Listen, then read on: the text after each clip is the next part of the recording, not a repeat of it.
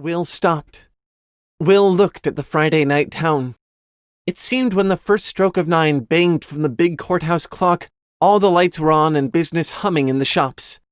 By the time the last stroke of 9 shook everyone's fillings in his teeth, the barbers had yanked off the sheets, powdered the customers, trotted them forth. The druggist fount had stopped fizzing like a nest of snakes, the insect neons everywhere had ceased buzzing, and the vast guttering acreage of the dime store with its 10 billion metal, glass, and paper oddments waiting to be fished over suddenly blacked out.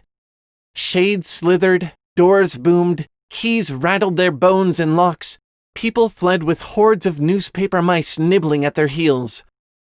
Bang! They were gone. Boy, yelled Will. Folks run like they thought the storm was here. It is, shouted Jim. Us. Do you feel that? That sense of urgency grating against the night, the power of youth able to move at its own carefree pace. How does text do that? How can it make you feel so much? Well, I'm not a neuroscientist, so I can't really tell you how it happens, but I am a writer, so I can sure as heck tell you how to do it to others.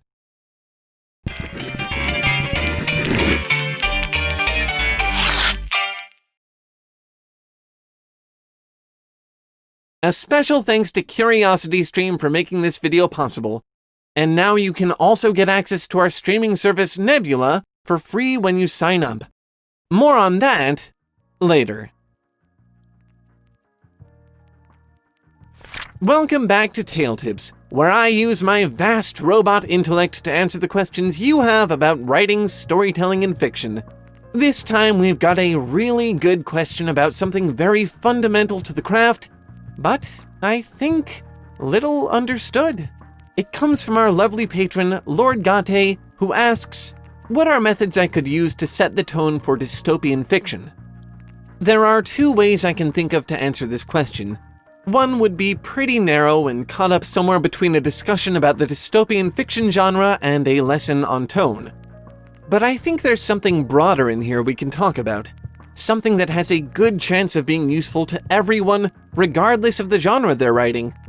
So I think for now we'll save the dystopian stuff for another time. Maybe a proper Tale Foundry video? Who knows?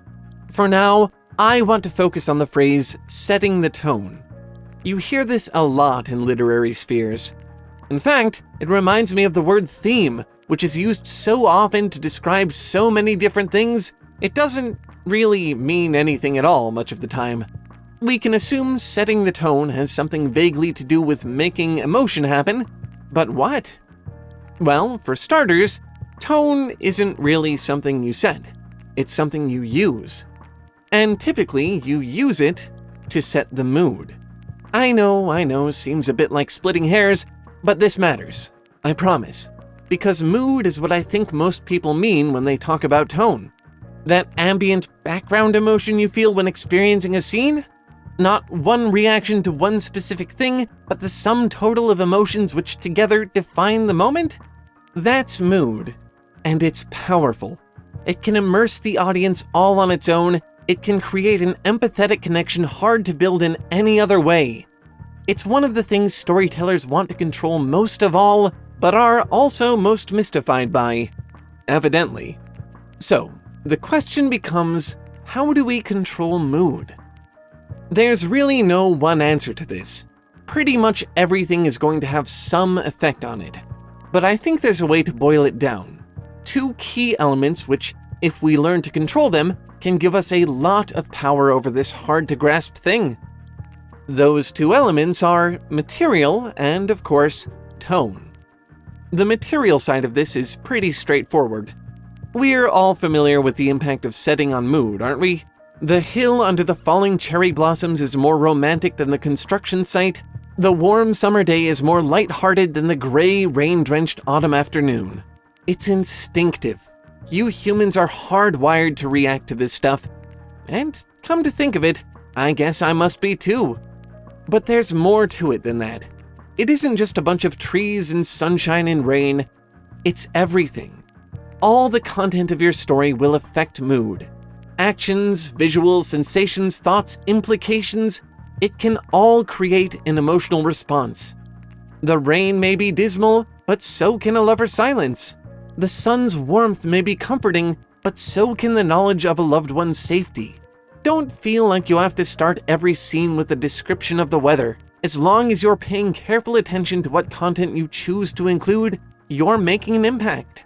Avoid putting slapstick into the middle of a dramatic death scene and you're halfway there. To get the other half of the way there, it's important to know how to look at your content.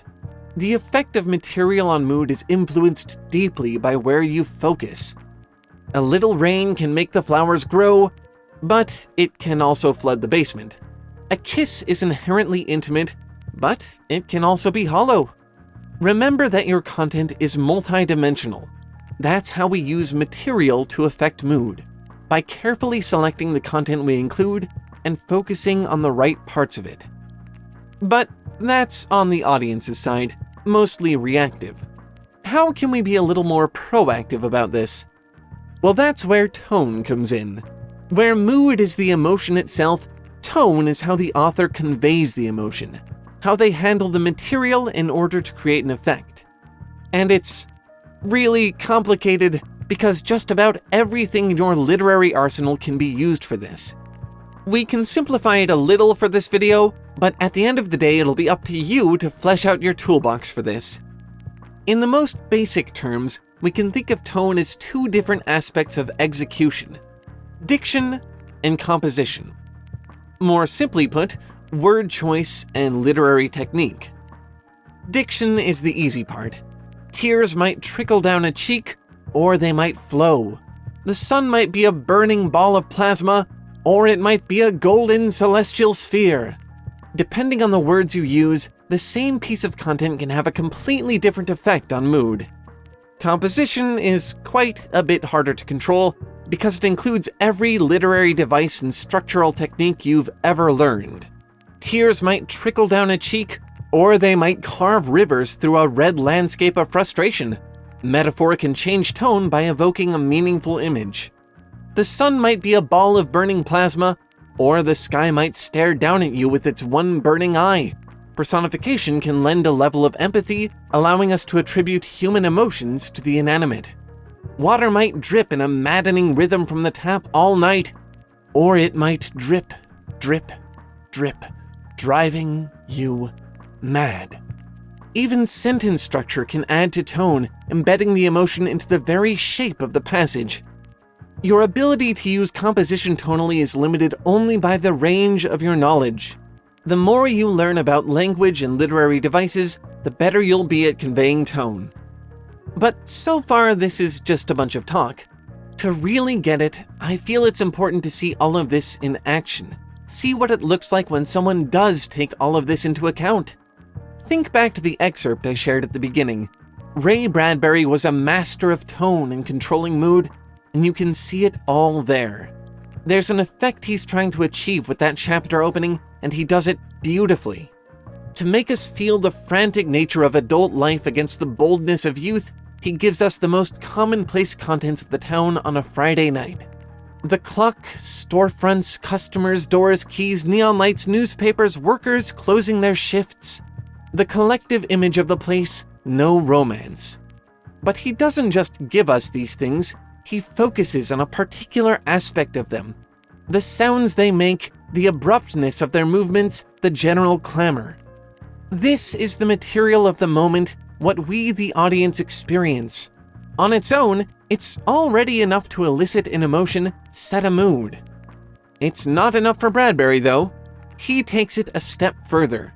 His words are all chosen carefully to heighten the effect of the irritating, frenzied material. The clock doesn't just strike 9, it bangs. The barbers don't just pull the sheets off their customers, they yank. The doors don't close, they boom. And as if this incredibly effective diction weren't enough, there's still the composition, which to me is always the most fabulous part of Bradbury's writing. The clock strike shakes the fillings in everyone's teeth, the fount fizzes like a nest of snakes, the insect neons buzz, the shades slither, the keys rattle their bones and locks, Hordes of newspaper mice nibble at feet. Hyperbole, simile, metaphor, personification, all to make the sensations of the moment more visceral and to help us be properly agitated and whiplashed. That way, when we return to the boys, who Bradbury only treats with a little dialogue and a couple exclamation points, they seem placid, calm, more ready for the night than this town full of grown-ups. This is how it all works. If you know the mood you're trying to create, you can carefully select your content and choose how to focus on it, leaving out the things that distract or clash. If you know the mood you're trying to create, you can choose the right words and employ the right compositional tricks, instead of just using them because they make the prose sound smarter. Know the mood you aim for, control your material and tone, and you might as well have climbed right into your audience's heart to pull the strings. But this is advice for writers.